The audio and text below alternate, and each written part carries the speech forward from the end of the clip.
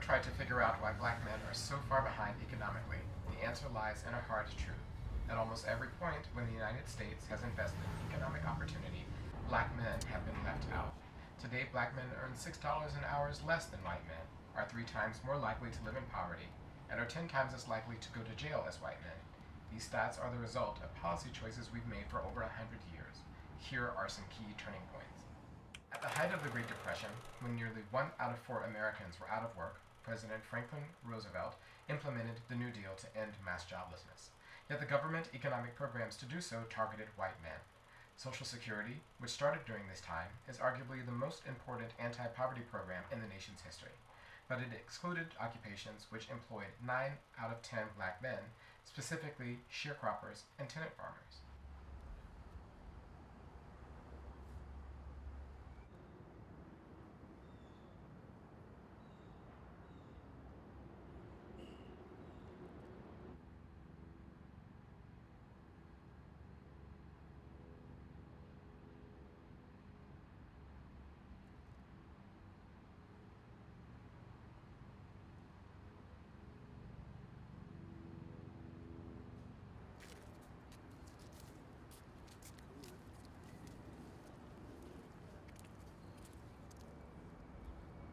Just 10 years later, the United States decided to provide economic opportunity for the 15 million men who had fought in World War II through the GI Bill. But the GI Bill shut out 2 million black men who had done the same.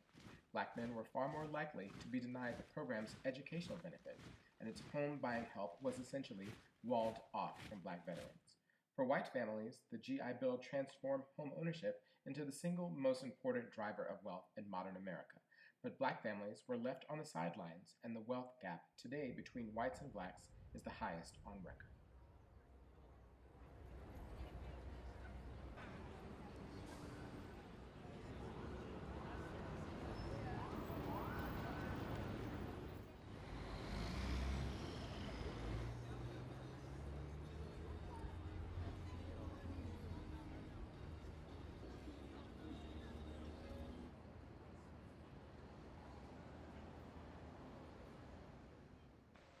And this administration today, here and now, declares unconditional war on poverty in America. But the missed opportunities didn't end there. In the 1960s, President Johnson launched the War on Poverty, which he declared to be a, quote, down payment on economic justice. At that time, half of African Americans lived in poverty. Black men were unable to access many of the elements of the War on Poverty, however. Take Medicaid, for example. Declaring access to health care as an essential part of economic development, Johnson created the health insurance program. But Medicaid's eligibility rules essentially limited the program to mothers and their children, an inequity which continues to this day in many states. In 2014, black men have among the lowest life expectancy of any group in the country.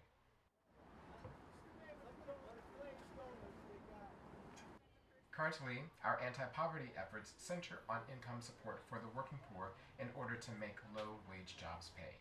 The centerpiece of this approach is the Earned Income Tax Credit, which keeps nearly 7 million people a year out of poverty. But like Medicaid, the rules for the EITC preclude black men from using it. Due to its emphasis on those with children, the benefit for women is 100 times greater than for men. $25 a year for men versus $2,500 for women. Though understandable, this tilt towards mothers inadvertently leaves out black men, who are also in dire economic straits. The bottom line is that the way economic opportunity programs operate goes a long way to explain why black men continue to lag.